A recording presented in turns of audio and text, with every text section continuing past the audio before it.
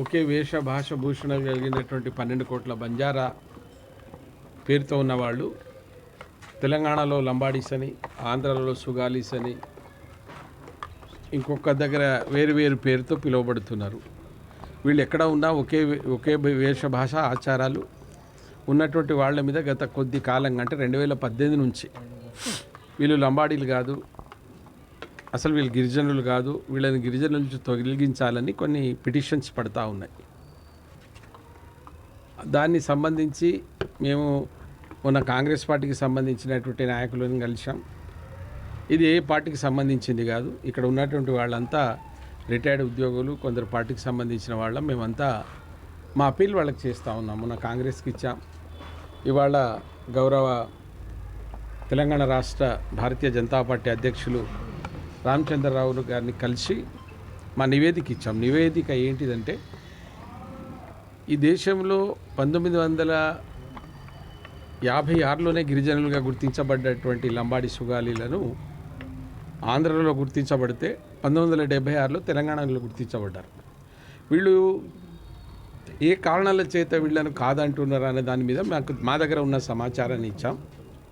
కానీ నేను ప్రభుత్వాలను కోరేది ఏంటంటే, 1కి 4 సార్ల యాక్ట్ అయినటువంటిది, 1కి 4 సార్ల సుగాలీలు, లంబాడీలు, బంజారాలు ఎస్టీల జాబితాలో చేర్చారు. ఒకటి 1956, రెండవది 1976, మూడవది 2003, ఫోర్త్ మొన్న రీఆర్గనైజేషన్ బిల్లులో కూడా 2 రాష్ట్రాల్లో కొనసాగినటువంటి కులాలు, ఆంధ్రప్రదేశ్లో కొనసాగిన కులాలు 2 రాష్ట్రాల్లో ఏర్పడుతుంది అన్నారు. డౌట్ ఏందో నాకు అర్థం కావడం లేదు. నేను ఒకటే అడుగుతున్నా ప్రభుత్వాలను, పోయిన ప్రభుత్వాన్ని అడిగినా, ఇప్పుడున్న ఈ ప్రభుత్వాన్ని అడుగుతున్నా, కేంద్ర ప్రభుత్వాన్ని కూడా మేము క్వశ్చన్ చేస్తున్నాం. ఎందుకు మా మీద ఈ వివక్ష వాళ్ళు చూపినప్పుడు వాళ్ళు దొంగలు అంటున్నారు, దొంగదారిలో వచ్చిన అంటున్నారు. క్లారిఫై చేయవలసిన బాధ్యత మీ దగ్గర కదా. మీ దగ్గర గిరిజన సంక్షేమ శాఖ ఉన్నది. ఏం తగలబెట్టి చూడాలనుకుంటున్నారా? పోయినసారి తగలబెట్టిన జరిపోలే, ఆదిలాబాద్లో 2-3 ప్రాణాలు పోయినాయి. ఇప్పుడు అదే పరిస్థితి అనిపిస్తుంది. అదే కాదు, మాలాంటి మాట్లాడితే మమ్మల్ని కూడా టార్గెట్ చేస్తున్నారు. నేను ఒక తెలంగాణ ఉద్యమకారిగా, ఒక ప్రొఫెసర్గానే చెప్తున్నా. పార్టీ తర్వాత నేను రిక్వెస్ట్ చేస్తున్నా మిత్రులను, మీకేమైనా అనుమానాలు ఉండేది ఉంటే, ఇక్కడికి 3 సార్లు కొట్టుడు పోయింది కేసు. అది వీళ్ళు గిరిజనులు కాదని 2018లో 16లో పెట్టిన కేసు, 18లో పెట్టినటువంటి కేసు. ఇక్కడ హైకోర్టు, ఇది మా పరిధి కాదు, సుప్రీంకోర్టు పరిధి కూడా కాదు, ఇది కేవలం పార్లమెంట్లో అన్నారు. మరి పార్లమెంట్ ప్రక్రియ దగ్గర వచ్చాం. ఇది నేను అనేది ఏంటంటే, మా ఇద్దరి మధ్యన డిస్ప్యూట్, మాకేం డిస్ప్యూట్ లేదు, వాళ్ళకి డిస్ప్యూట్ ఉన్నది మేమేదో తినిపోతున్నామని. మీడియా ముఖంగా నేను అందరికీ ఒక విన్నపం ఏంటంటే, రాష్ట్రం విడిపోయిన తర్వాత 32 గిరిజన తెగలు ఉన్నాయి. ఈ 32 గిరిజన తెగలలో రాష్ట్ర జనాభాలో 10%, ఇందులో 7% వాళ్లే కదా. మీ శాతం ఎంత? బంజారాలే 7%, మిగిలినటువంటి 31 కులాలలో 3% ఉన్నారు. మరి అందులో రేపు మీరు అదే పంచాయతీ పెట్టుకుంటారా? అవకాశం ఉంది, చదువుకోవడానికి ఏదైనా చేయవచ్చు. కానీ ఎందుకో ఇది రాజకీయ లబ్ధి కొరకు ఒకరిద్దరు ఎవరైతే ఉన్నారో, మీకు పేర్లు కూడా తెలుసు, వాళ్ళే ప్రభుత్వంలో ఉండి, కాంగ్రెస్ ప్రభుత్వంలో రాజకీయంగా ప్రమాణం చేసినటువంటి వ్యక్తులు నువ్వు కోర్టులో కేసు వేయడం ఎంతవరకు సబబని అడుగుతున్నాను నేను రేవంత్ రెడ్డి గారిని. మీరేదో మా వాళ్ళు వస్తే మీకేం కాదు, మాకు తెలియదా? మాకు ఏమవుతుందో మాకు తెలుసు. సమస్య వచ్చినప్పుడు పరిష్కరించండి సార్, వాళ్ళిద్దరిని కూర్చోబెట్టండి. ఇప్పుడు మళ్ళీ ఏమైనా కావాలని చూస్తున్నారా? దీని వెనుక మీ చెయ్యే ఉన్నది అంటున్నారు కదా. అది కాదని నిరూపణ చేసుకోవడానికి ఈ గిరిజనులు చట్టబద్ధంగా వచ్చిరా లేదా తెలపవలసినటువంటి బాధ్యత ఇక్కడ ఈ ప్రభుత్వాన్ని ఉంది.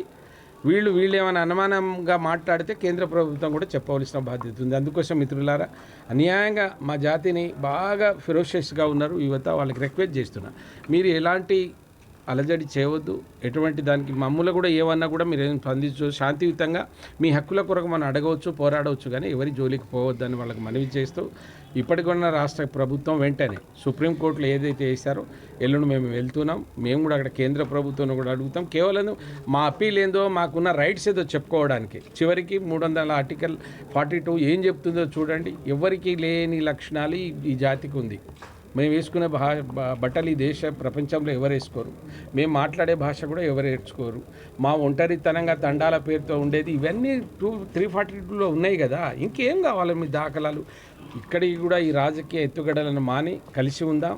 మనందరి ఎదుగుదల కొరకు పోరాడాలని తెలియజేస్తూ ముగిస్తాం. ఒకవేళ వాళ్ళ ఫలాలు మేమే తింటున్నట్టు మా శాతం అంతా 7% ఒకటే భాష లంబాడీలు కదా, వాళ్ళ శాతం ఎంత 3%. 3% ఎన్ని కులాలు ఉన్నాయి? 31 కులాలు ఉన్నాయి. వాళ్ళ కోపం వస్తుంది. మీరు 7 ఎమ్మెల్యేలు ఎట్లున్నారు? మీరు 7 ఎమ్మెల్యేలు ఉన్నారు, ఒక ఎంపీ ఉన్నారు. మేము అట్లా లేము కదా. మరి లేనప్పుడు మీరు ఎట్లా తినిపోయింది అంటున్నారు? ఇప్పుడు ఐఏఎస్ ఐపీఎస్ కండక్ట్ చేస్తారండి తెలంగాణలో, చేసేది యూపీఎస్. అక్కడ పోరాడి మనం సాధించుకోవాలి. తెచ్చుకునే వాళ్ళని కూడా మీరు ఇట్లా మాట్లాడితే మేము ఏం చేయాలి? ఏం తినిపోయినట్టు చెప్పండి. తినిపోతే పోదాం, ఏముంది 5 స్టూడెంట్స్ చొప్పున ప్రైవేట్ కాలేజీల్లో ఎంబీబీఎస్ ఇమ్మందాం, చదవాలి కదా. ఇవాళ ఐటీడీఏలు మీరే కదా ఎక్కువగా ఉపయోగించేది, మేము కాదు కదా. మరి అటువంటిప్పుడు దీని మీద ఇది పెద్ద అర్థరహితమైనటువంటి వాదన వాళ్ళది. గిరిజనులు కాదనడం ఇంకొక పెద్ద వాదన. మరి తెలిసిన వాళ్ళు మేము మాట్లాడకపోతే ఎవరు మాట్లాడాలి? మాట్లాడితే మమ్మల్ని టార్గెట్ చేస్తున్నారు, మమ్మల్ని భయపెట్టించే ప్రయత్నం చేస్తున్నారు. ఏం చేయగలుగుతారు మీరు? 35 లక్షల లంబాడీలు ఇక్కడ ఉంటే మీరు ఏదో ఒక కులం మీద ఎంతమంది ఉంటారో మీరే చెప్పండి. ఇటువంటి దాడులకు ఇటువంటి ఏదైనా చేయడానికి రావద్దు. మేము వాళ్ళది ఏమీ తినిపోలేదు అనడానికి ఆంకడాలే ఉన్నాయి కదా. అయినా 7 టీచర్లు కనబడితే కువయాలో ఉన్న 1-2% మీరు 2-3 కనబడతారు కదా. మరి దీన్ని కూడా అర్థం చేసుకోకుండా మాట్లాడితే ఇది రెచ్చగొట్టే కార్యక్రమం తప్ప ఇంకోటి కాదు. 100కు 100% బంజారాలు గిరిజనులు అనేది ఇవాళ కాదు నిర్ధారించబడింది. మీకు ఒక చిన్న ఎగ్జాంపుల్ చెప్పి నేను ముగిస్తాను. 1931లో దేశ జనాభా జరిగినప్పుడు ఇక్కడ ఉండేటువంటి నైజాం ప్రభుత్వంలో 4 లక్షల జనాభా ఆ రోజే చూపెట్టిరు కదా. ఆ రోజులే గిరిజనులుగా చూపెట్టిరు కదా. మరి మీరు గిరిజనులు కాదంటే